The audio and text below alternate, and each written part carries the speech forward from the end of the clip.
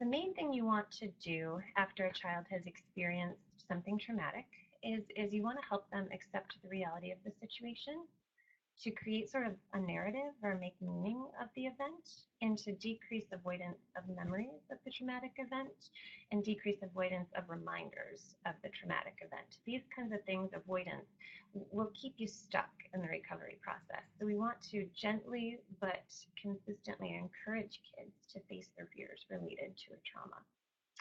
There are lots of ways you can help kids do this. One of the main things is to keep the lines of communication open.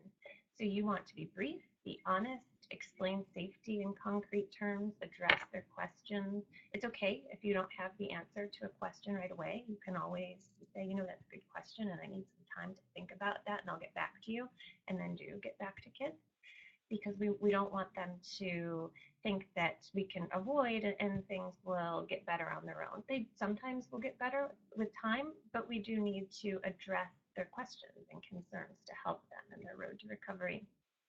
We want to be patient. Kids can take in just a little bit at a time.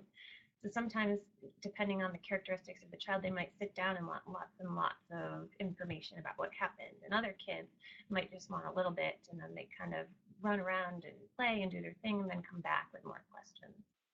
Some other things we want to do are to limit adult conversations around children. We don't want them to hear adult concerns.